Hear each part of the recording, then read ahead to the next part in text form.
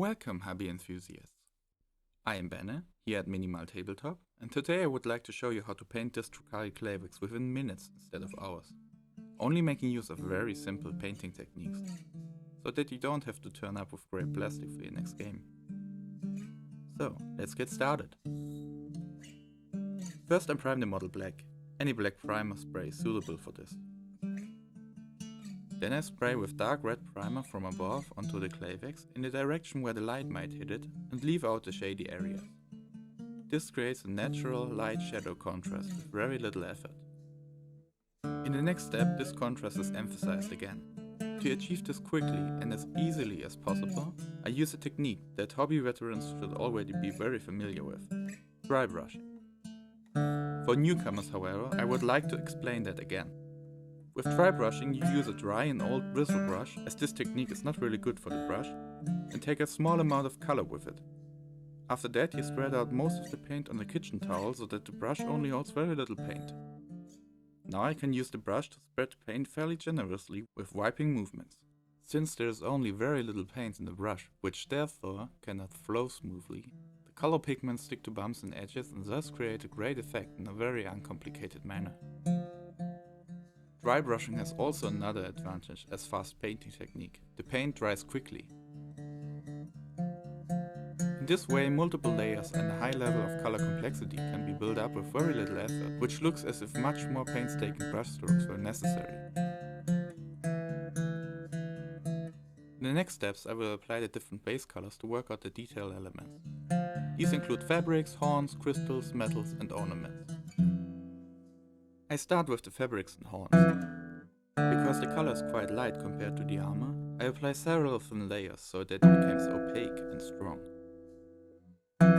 If you go wrong with this or any of the following steps, don't panic, this can be corrected later.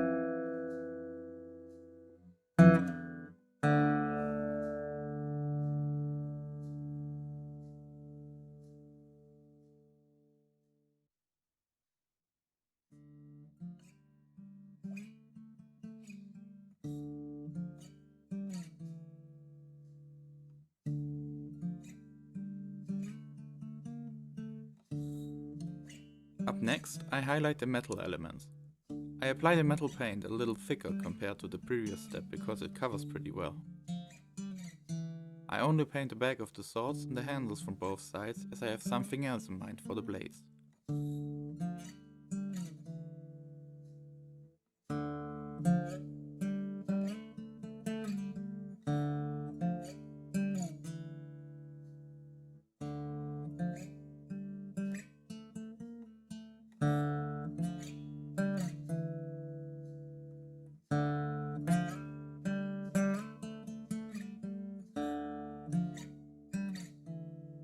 Then I paint the amulets completely in the metal color, which later enables a great shimmer effect for the crystals.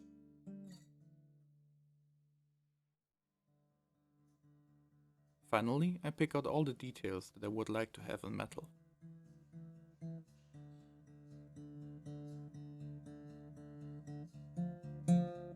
Now the crystals and the energy effects in light green are on. The blades should stand out in my opinion, which is why I want to highlight them with bright green.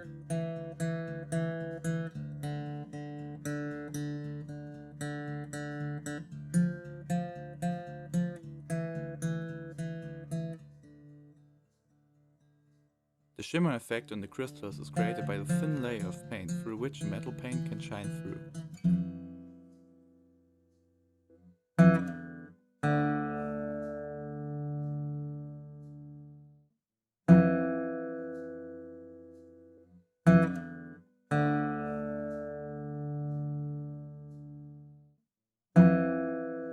A green colored dot is sufficient for the eyes, which can be drawn with the brush so that the eye is completely filled.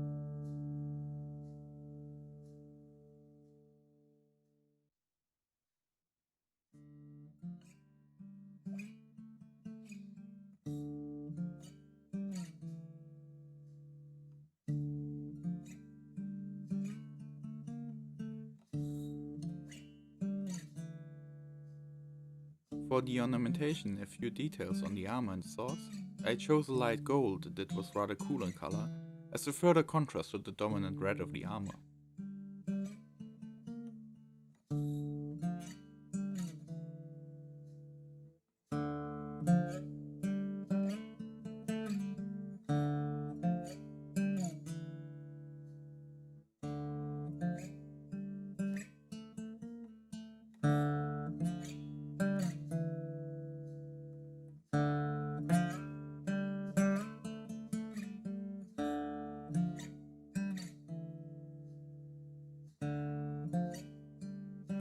The ribbons that were previously highlighted in bright red by dry brushing should not distract from the details.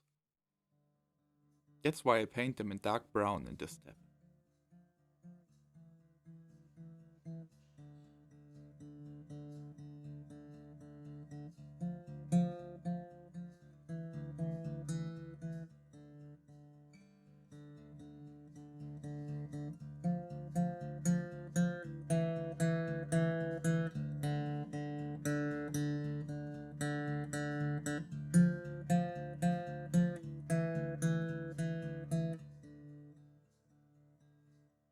I also darkened the back of the thighs this way.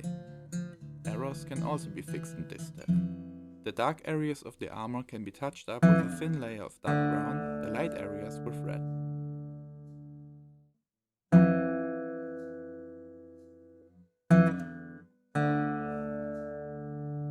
I shade the fabric and ears with Rayclan Flash Shade. As Drukhari Klavex, you like to dress on the skin of your victims, and I wanted to emphasize that.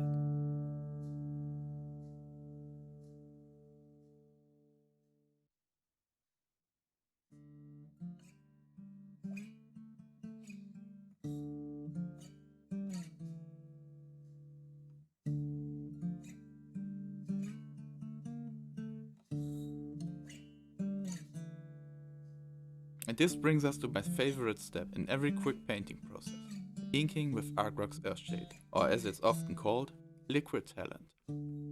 I spread the liquid paint generously and undiluted over the entire model, except where I used Rayclan because the paint is still wet there. After I've evenly distributed the paint all over the place, I clean the brush, dry it, and search the model for places where too much ink has accumulated and dab off the excess paint that is still wet with the brush until I'm happy with the result. Then I let the model dry for a bit. Depending on how much color I used, it can take between 8 and 10 minutes, during which I treat myself to coffee.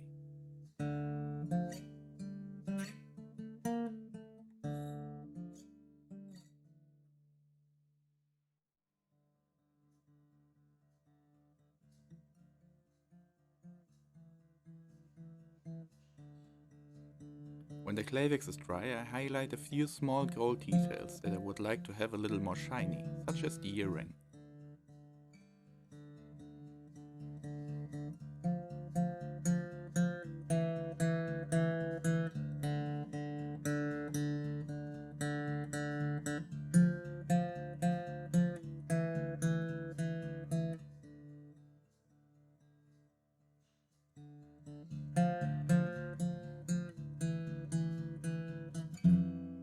Last but not least, I want to bring just a bit more life into the green energy color. The crystals get a very simple glow effect by painting small dots and let the places where the ink has settled remain darker.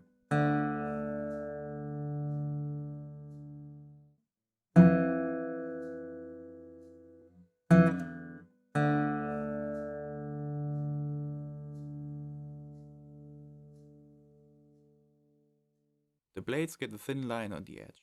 And because I still wanted to simulate the impression of fluctuating energy, I expanded the line irregularly, which makes it visually quite exciting.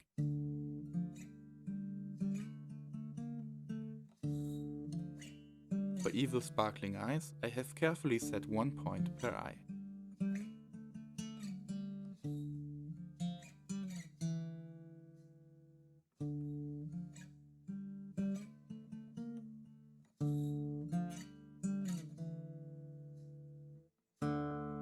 Now just quickly base him, and the Klavex is ready to fill the hearts of his opponents with fear. All in all, it was a rather pleasant experience to paint this miniature. The horns were a bit of a challenge because they were quite difficult to paint without messing up. Also, the next time I will probably use Rayclan Flash to dry brush them again, to make them more defined. In general, I am very satisfied with the end result of having painted the model in this short time that looks like a lot more work went into it. Which step of the painting process did you like best? Let's chat about that in the comments. Until next time.